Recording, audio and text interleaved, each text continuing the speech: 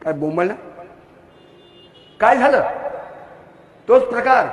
अरे संभाजी महाराजांची पत्नी, तिचा सख्खा मोठा भाऊ गणोजी शिर्के, हा हरामखोर वतनदारी, सुभेदारी, जागीरदारी, पाटीलकी, वतन, देशमुख याच्यासाठी रहुल्ला खान, मुकरब खान, इखलास खान या मोगलांच्या सरदारांना फितूर झाला.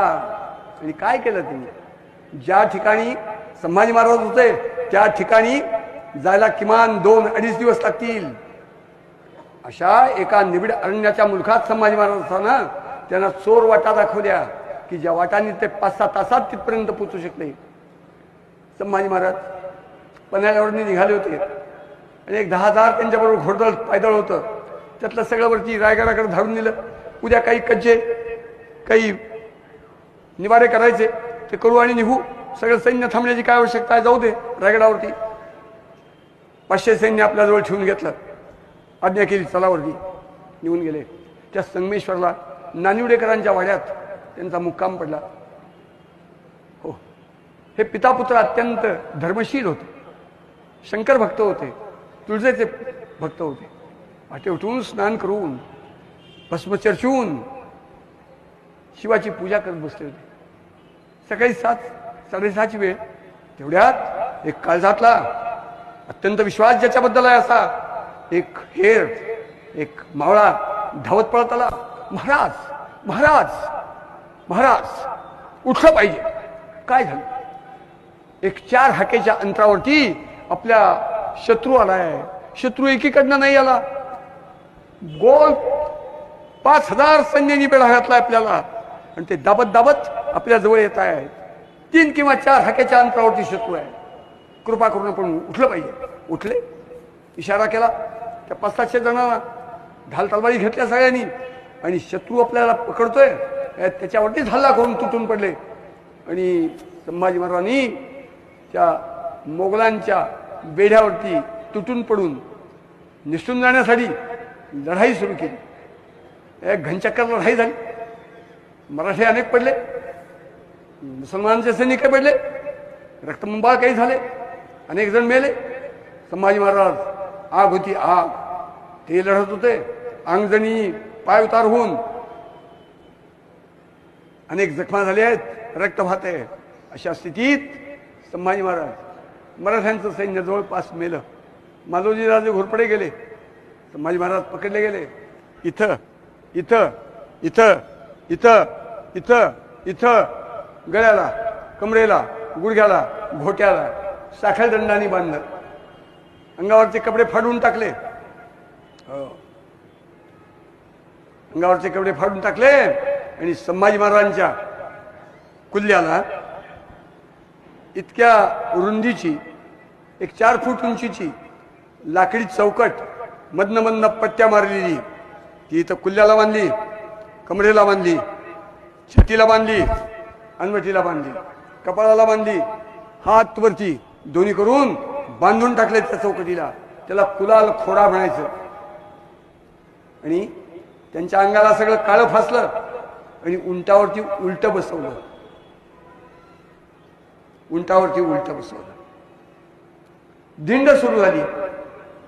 11 फेब्रुवारी 1689. पहिल्या दिवशी फार काही नाही, 35 मैल दिंड निघाली. कुणी धूळ टाकते, कुणी दगड मारते, कुणी पेटलेले चिंध्या अंगावर टाकतायत, कुणी बाणानी, कुणी भाल्यानी टोचतायत, कुणी शिव्या देत आहेत, थुंकतायत. अशी केळसवाणी बिभत्स संतापजनक त्यांची धिंड निघाली. 11 फेब्रुवारी संपला. कुलाल खोडा बांधलेला आहे. उंट तिकडं निघालाय. संभाजी महाराजांचं तोंड इकडं आहे उलट. उंटावरती बसण्याचं काय सुख असतं ते मला ठाऊक आहे. मी माझ्या वयाच्या 22व्या ते 20व्या वर्षी एका उंटावरती 20 किलोमीटर प्रवास केला होता. पुढे 2 महिने मला परसागरला बसता येत नव्हतं, झोपता येत नव्हतं, जेवायला बसता येत नव्हतं, परदिशी उठता येत नव्हतं की ज्या वेळेला मी किमान 500-700 जोर मारल्याशिवाय अन्न खायचो नाही, कुस्ती खेळल्याशिवाय थांबायचो नाही, मलखाम केल्याशिवाय जमायचं नाही. पुरात पोहणार, घोड्यावर बसणार, ही जी काय असती मस्ती ते सगळं करणार. अशा काळात मी 2 महिने माणसात जमा नव्हतो. 20 किलोमीटर बसलो म्हणून संभाजी महाराज हो त्या संगमेश्वरला पकडल्यानंतर 11, 12, 13, 14 धिंड निघाली उलट बसून. त्या नगर जिल्ह्यातल्या श्रीगोंदा तालुक्यात बहादूरगड म्हणून आहे, तिथं तो भडवा औरंग्या बसला होता. म्हणजे तिथं होता 7.5 लक्ष सैन्य निघून आला होता 20 नोव्हेंबर 1680ला. आणि मग काय झालं तो हरामखोर एका उंच ढिगावरती बसला होता. त्याच्या एका बाजूला 6-7 फूट उंचीचा हपशी सिद्धी, काळा कभिन्न, इंगळासारखे लाल डोळे, निग्रो माणसाच्या सारखे राठ केस, उघडा बंब, लुंगी लावलेली, अत्यंत क्रूर मुद्रा, खिकडे भाले घेऊन त्याच्या डाव्या उजव्या बाजूला उभे होते. त्याला जल्लाद म्हणायचं की जना कुणाला तरवारी म्हणून कोण उडवायचंय तर ते सहज उडून टाकणार, कुणाला फासाची दुरी ओढायची अगदी सहज करणार, कुणाला बंदुकीच्या गोळ्या घालायच्या त्या अगदी आनंदात करणार, असे क्रूर वृत्तीचे ते उभे होते. त्याच्या पलीकडं एक विधभर खोलीचा एक मातीत खड्डा खणला होता.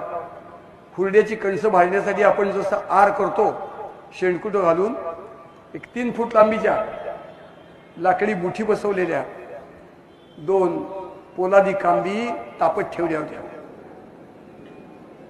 ते डुक्कर बसलं होतं वरती औरंग्या, त्यांच्या समोर उभं केला 25 फुटावरती. गुलाल खोडा बांधाय 4 दिवस झाले. हो आमचा छत्रपती.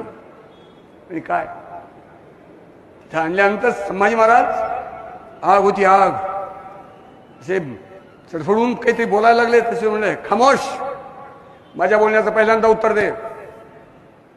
तुझा खजिना कुठं आहे ते सांग. माझ्यातले कोण कोण सरदार तुला आत्मफितूर आहेत ते सांग. हे संभाजी महाराज ते ऐकलं आणि शिव्या द्यायला लागले, संतापून बोलायला लागले.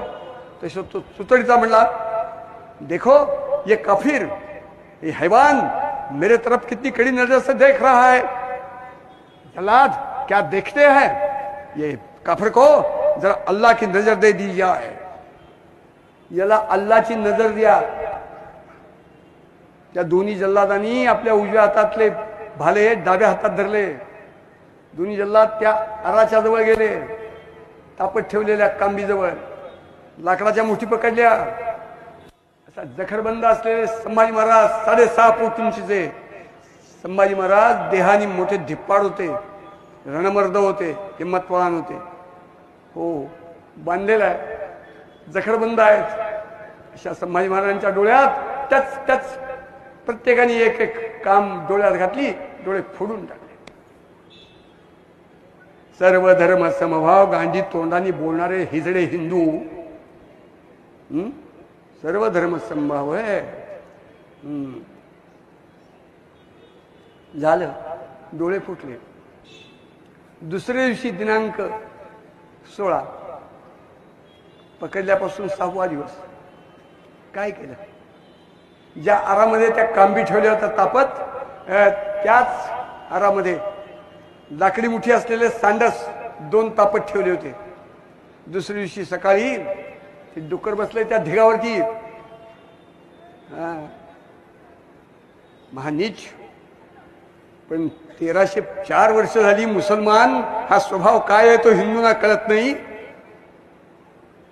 हिंदू मुस्लिम भाई भाई मंत्र दिला नोटेवरच्या महापुरुषांनी आम्हाला, आणि हिंदुस्थान खड्ड्यात जाईल. शिवाजी महाराज संभाजी महाराज या परंपरेला सोडत चिठ्ठी देऊन हा देश हिजड्यांचा बनवला. त्याला कारणीभूत महाराष्ट्र आहे, हरामखोर महाराष्ट्र आहे. अरे ब्रिटिशांच्या नड्यात सुद्धा संबंध देश कुणी घातला. ब्रिटिशांनी जिंकलेला नाहीये हा संबंध देश. मराठा लैटिन पंडितांनी जिंकून दिला आहे. मला कळतच नाही आमचा कोण परका कोण, वैरी कोण, कैवारी कोण, शत्रू कोण, मित्र कोण हे कळतच नाही हिंदूंना. काय झालं दुसऱ्या दिवशी ते बसलंय तिथं खपर. जल्लाद क्या देखते. तशी त्या जल्लादाने एकाने एक सांडस दुसऱ्याने दुसरी सांडस घेतली. एकाने नाक लाल भडक सांडस, नाक दाबलं, मांस आणि रक्त जळायला लागलं.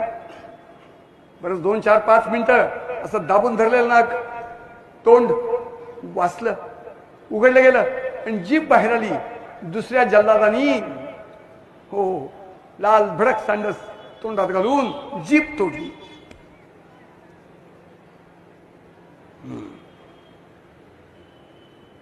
खरा तो एकची धर्म जगाला प्रेम अर्पावे, साने गुरुजी सांगून गेले. टाटा गाण लांड्यांची हरामखोर हिंदू. झालं. दुसऱ्या दिवशी काय, खालचा ओठ कापला, त्याच्या पुढच्या दिवशी वरचा ओठ कापला, त्याच्या पुढच्या दिवशी कान कापला, त्याच्या पुढच्या दिवशी हा कान कापला. 10 दिवस झाले. 11व्या दिवशी उजव्या हाताचा अंगठा डाव्या पायाचा अंगठा, 12व्या दिवशी डाव्या हाताचा अंगठा उजव्या पायाचा अंगठा, अशी 20 बोट, रोज 2, खालचं 1 वरचं 1, अशी 10 दिवस बोट तोडली. पुढं ढिपाड होते. अंगावरती असं उकळतं पाणी टाकायचं. डोळे गेले, कान गेले, पोट गेले, जीभ गेली. पाणी टाकायचं आणि उकडलेल्या बटाटा जसा आपण सोलतो तशी साल काढायची. एक दिवस छातीची साल काढली, एक दिवस पोटाची काढली, एक दिवस ह्या दंडाची, एक दिवस ह्या दंडाची, एक दिवस ह्या मांडीची, ह्या मांडीची, ह्या पिंडरीची, ह्या पिंडरीची, एक दिवस पाठीची. साल काढलेली 3-4 दिवस झाली की परत त्याच्यावरती एक पापूद राहायचा, तोही सोलून काढायचे. उकळतं दूध घ्या भांड्यामध्ये आणि ठेवा. चटदिशी त्याच्यावर पापूद राहतो, तो काढून टाकला की दुसरा येतो, काढून टाकला की तिसरा येतो, चौथा येतो. तसं रोज त्यांची पुढे 10 दिवस साल सोलत होते. शिरकुर्मा खायला जा की बकरीच्या दिवशी, गो खायला. निर्लज्ज हिंदू. त्या ओवैसीच्या नावाने का बोंबलता? आपण निर्लज्ज आहोत. आपल्याला सतत अभिमान काही नाही. शत्रू कोण, मित्र कोण, वैरी कोण, कैवारी कोण, आपला कोण, परका कोण कळतच नाही. आणि कळलं तरी सुद्धा देश हा विषय हिंदूंच्या चित्तात नसतो. खायला काळ आणि धरणीला भार, अशी प्रजा, कोट्यवधी प्रजा. झालं. 30व्या दिवशी फाल्गुनी अमावस्या, माथ्यावरती सूर्य आलाय, हे सावली पायात पडती. अशा करकरीत अमावस्येच्या दिवशी त्या वडू बुद्रुकला महाराजांना लाकडाच्या ओंडक्यावरती टाचा ठेवल्या आणि काय केलं? लाकडाच्या ओंडक्यावरती कडब्याची पेंडी ठेवून 2-2 विती एवढे तुकडे करून गव्हाणीतल्या जनावरांना आपण खायला घालतो. हो, टाचेपासून टाळूपर्यंत तोडलं, टाचेपासून टाळूपर्यंत तोडलं उलट, म्हणजे ते क्लेश होतच राहावेत. मस्तक तोडलं, मांस मेंदू कोरला, उंच कळकावरती ती कवटी बसवली, लटकवली आणि विजापूरकडे तिची धिंड काढून नेली.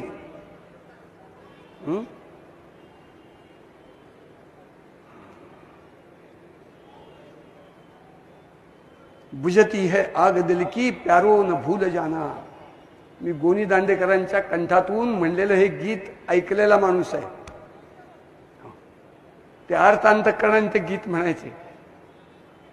बुझती है आग दिल की प्यारो न भूल जाना. आम्हाला काय घेणं देणं? आम्ही संभाजी महाराजांच्या अमावस्येला झालेल्या तुकडे तुकडे त्या कार्यक्रमाच्या दिवशी आम्ही लाख जण जमून फुलं उधळतो. तो सुखाचा दिवस आहे, तो दुःखाचा, शोकाचा, सुटकाचा. ओ, जोपर्यंत ज्यांच्या हातून हे घडलंय तो शत्रू नाहीसा होत नाही, तोपर्यंत फुलं उधळणं शक्य नाही, कधीच शक्य नाही. हिंदू मूर्ख असतात, कवडीत की अक्कल नसते. झालं. ते तुकडे पूर्वी घरात जसे ढेकून असायचे, हो तसं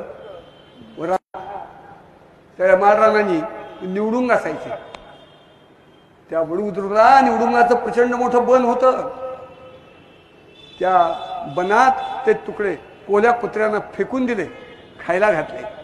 एका छत्रपतीचे तुकडे कोल्या कुत्र्यांना खायला घातले.